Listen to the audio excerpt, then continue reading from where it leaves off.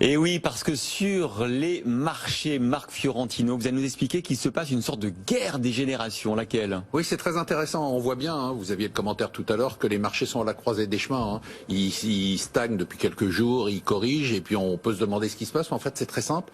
Le marché est coupé en deux, et c'est une vraie guerre des générations. D'un côté, on a la génération qu'on va appeler la génération Covid, la génération Robinhood, du nom de la plateforme américaine gratuite sur laquelle tous les gens sont venus, les jeunes sont venus traiter depuis mars 2020. Il y a aussi les 500 000 nouveaux actionnaires français. Oui, aussi, mais on va dire surtout aux États-Unis. Vous avez réuni, mais bon. Ouais. Et donc là, il y a leur leader qui s'appelle, un de leurs leaders qui s'appelle Dave Portnoy, dit une chose très simple: stocks can only go up. Il faut rien regarder. Il faut surtout pas s'intéresser. On va le voir tout à l'heure avec Jean-Marc à l'économie, à la macroéconomie.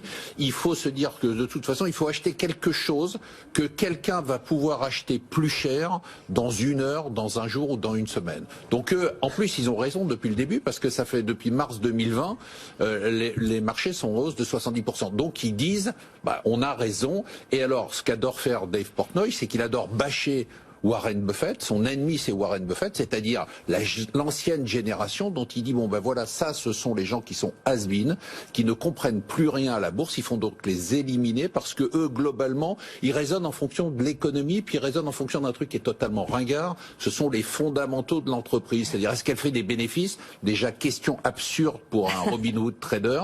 Est-ce qu'elle a une croissance de chiffre d'affaires? Et donc, ils les regardent en les regardant là, avec l'expression que vous connaissez, qui est OK boomer. C'est-à-dire, vous n'avez rien compris, vous devez vous retirer de la bourse parce que vous pensez que comprendre l'économie permet de traiter en bourse. On n'investit pas en bourse pour la nouvelle génération, on joue en bourse, et c'est toute une différence, c'est un fossé culturel. Ça vous semble pertinent à long terme? Vous n'avez pas peur d'une bulle, Marc? Ah, mais moi je vous l'ai dit ici plusieurs fois, hein. Pour moi c'est une bulle. Moi je suis un vieux de la vieille. Donc moi je suis un ancien trader, la vieille génération qui croit et qui écoute Jean-Marc Daniel pour déterminer les tendances sur la bourse. Ils sont fous, ces néo-traders?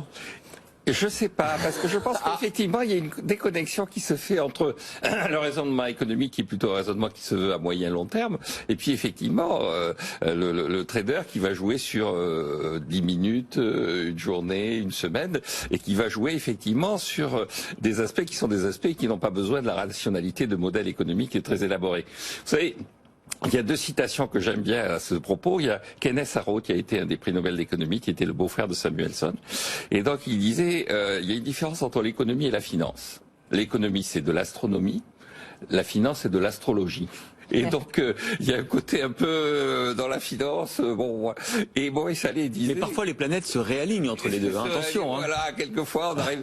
Et donc, Maurice Allais disait, écoutez, moi, en tant qu'économiste, quand je regarde tous ces gens en bourse, je suis obligé de constater qu'il y a des investisseurs avisés, des gens qui gagnent, et puis il y a des spéculateurs qui finissent par perdre de l'argent. Et alors, on lui demande, mais comment vous faites la différence? Et bien, il dit, je fais la différence a posteriori. Je regarde ceux qui ont gagné, et je dis, c'est eux, les investisseurs avisés. Et puis, je regarde ceux qui ont perdu, et je dis, c'est eux, les spéculateurs. Et donc je crois qu'effectivement il y a un côté dans la bourse, qui est un côté jeu, qui est un côté casino. D'ailleurs on parle d'économie de casino. Et donc à partir de ce moment-là, il y a deux niveaux. Il y a un niveau le casino, et puis il y a le niveau plus à long terme. Le fonds de pension, normalement, il est supposé intervenir en bourse pour préparer des versements de retraite à ses membres. Et donc, lui, il est obligé quand même de regarder quelques fondamentaux économiques et de regarder si les entreprises dans lesquelles il met des fonds ont une vocation à durer, perdurer et à verser des dividendes. Et c'est très intéressant parce que on a rarement une action qui cristallise autant la guerre génération. Là, on en a une, c'est Tesla.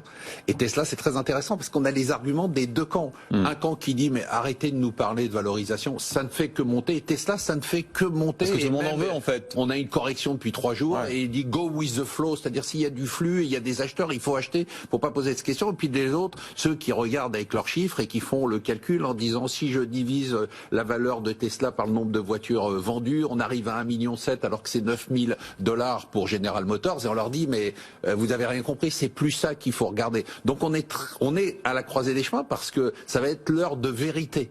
On va savoir qui a raison dans les semaines qui viennent. Les semaines ou les mois, les années, vous aviez dit que la bulle, elle peut durer longtemps. Oui, hein. enfin là on sent quand même qu'il y a un petit essoufflement, c'est-à-dire on sent très bien, hein, ça fait 3 jours que les marchés baissent, c'est même pas une correction, donc il faut même pas parler de ça comme un mouvement, mais on sent très bien qu'il y a cette confrontation qui est en train de se cristalliser et que le verdict, on risque de l'avoir dans les semaines qui viennent. Donc Sandra, c'était pas le moment d'investir. Oui, visiblement. On va d'abord regarder ce qui se passe et écouter attentivement Marc Fiorentino.